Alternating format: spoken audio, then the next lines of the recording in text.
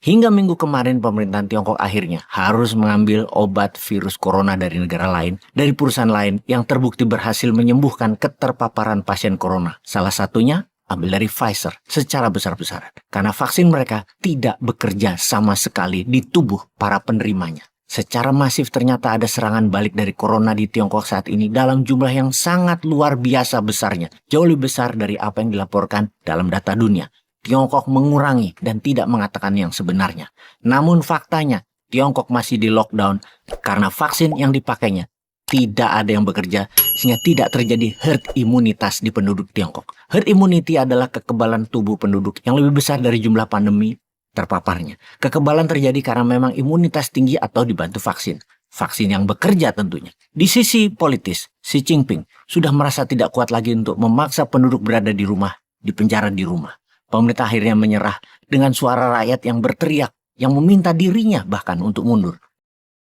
Apakah Tiongkok yang memberikan dunia virus corona? Sekali lagi kita pertanyakan pertanyaan ini untuk menjadi pelajaran akan serangan pandemi berikutnya yang mungkin saja berbeda model tetapi satu tujuan. Apakah Tiongkok bekerja sama dengan para globalis untuk membuat dunia takluk pada hegemoni baru, non-Amerika, non-sekutu barat, tapi takluk pada Tiongkok yang menggunakan globalis sebagai mitra penaklukan? Atau pandemi kemarin adalah memang kecelakaan yang mana dimanfaatkan oleh Tiongkok dengan memproduksi vaksin palsu yang disebar ke seluruh dunia dengan nama vaksin diplomasi untuk menaklukkan dunia yang lemah, untuk terus berada di bawah kendali Tiongkok? Agaknya jawabannya adalah iya. Walau Beijing tidak akan pernah mengakuinya, seperti Sambo yang terus mengelak saya tidak membunuh J dengan mengatakan tidak ada bukti atau buktinya mana. Kita semua tahu bahwa Tiongkok dengan vaksin buatannya selalu mengatakan bahwa vaksin mereka adalah termasuk yang pertama hadir untuk menyelesaikan virus corona yang mematikan itu. Tiongkok menyebarkan jutaan bahkan miliaran vaksin dan menggunakan diplomasi vaksin kepada negara yang tidak mampu membayarnya dengan diberikan dalam bentuk pinjaman.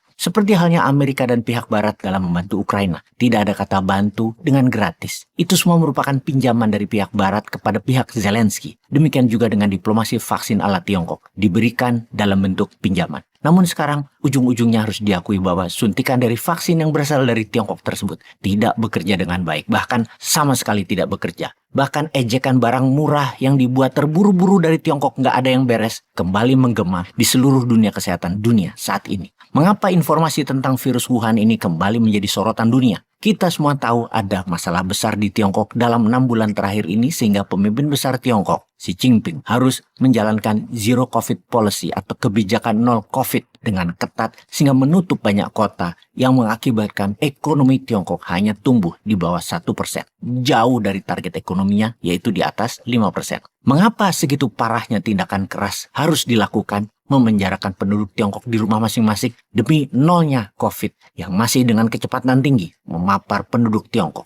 Hingga minggu kemarin pemerintahan Tiongkok akhirnya harus mengambil obat virus corona dari negara lain, dari perusahaan lain yang terbukti berhasil menyembuhkan keterpaparan pasien corona. Salah satunya ambil dari Pfizer secara besar-besaran. Karena vaksin mereka tidak bekerja sama sekali di tubuh para penerimanya. Secara masif ternyata ada serangan balik dari corona di Tiongkok saat ini dalam jumlah yang sangat luar biasa besarnya. Jauh lebih besar dari apa yang dilaporkan dalam data dunia.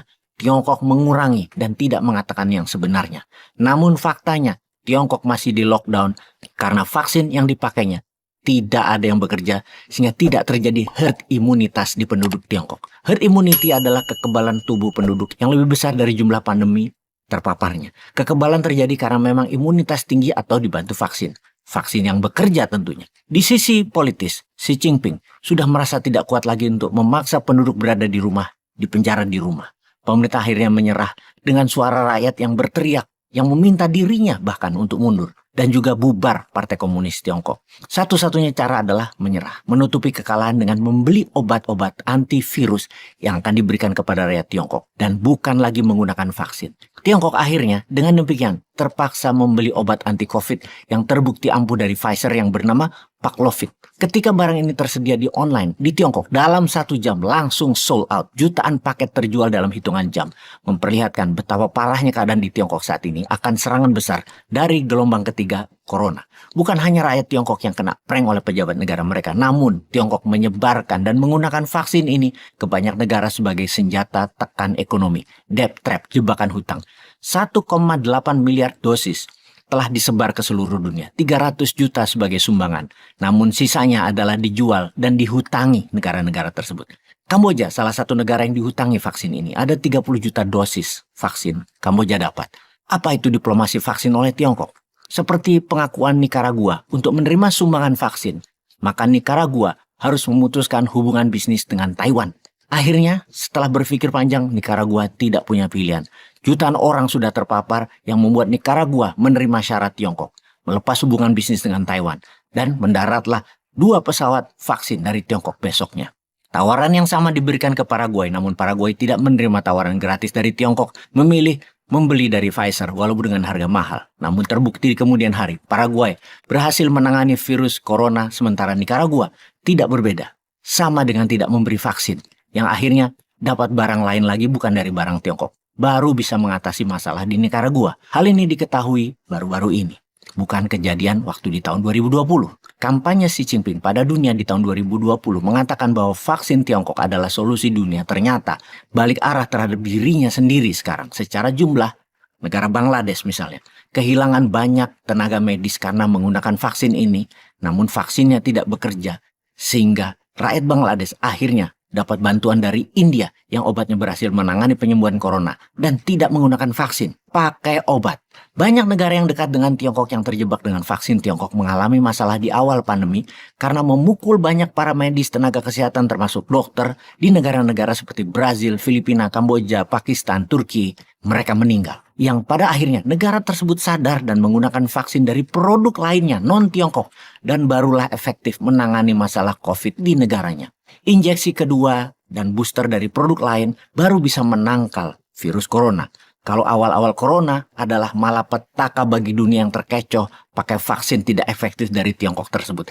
Harusnya sekali lagi Tiongkok ini bertanggung jawab. Tiongkok memang menghasilkan billion dollar atau keuntungan dari pandemi ini. Namun ternyata sekarang memakan karmanya sendiri mereka itu. Kalau kita melihat dari kacamata HAM, hak asasi manusia, apa yang dilakukan Tiongkok adalah extraordinary crime atau kriminal berat yang harus bertanggung jawab atas meninggalnya jutaan manusia di dunia ini di awal pandemi karena percaya omongan pemimpin besar Tiongkok tersebut. Banyak tenaga medis yang tetap terpapar setelah diinjeksi vaksin Tiongkok di tahun 2020 dan itu menjelaskan apa? Vaksin Tiongkok tidak bekerja dan mereka yang mempercayainya seharusnya bertanggung jawab atas percaya pada vaksin palsu yang tidak bekerja tersebut. Banyak negara yang segera memberikan vaksin lain lagi seperti AstraZeneca, Pfizer, barulah pandemi teratasi. Bahkan banyak negara yang tidak lagi memfokuskan pada vaksin tapi pada obat. Karena vaksin punya keterbatasan, obat ternyata lebih efektif diberikan kepada yang terpapar.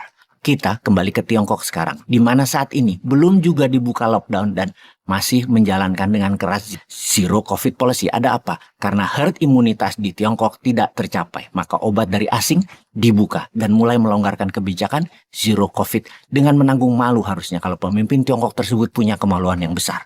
Namun tidak akan pernah terjadi pejabat mengaku salah. Potong buntut salahkan anak buah itu lebih pasti. Coba kita detailkan. Mengapa Tiongkok sampai saat ini membangun rumah sakit dengan kecepatan yang luar biasa untuk menambah fasilitas dan jumlah rawat inapnya? Apa nggak ada virus corona di sana? Ada. Dan rakyatnya belum mencapai kekuatan imunitas skala masif yaitu 80% penduduknya imun. Belum, masih jauh. Itulah bencana ciptaan mereka sendiri yang mereka rasakan sekarang. Oke sahabat, bagaimana pendapat kalian akan informasi kali ini? Yuk kita share pendapat sahabat di kolom komentar di bawah ini.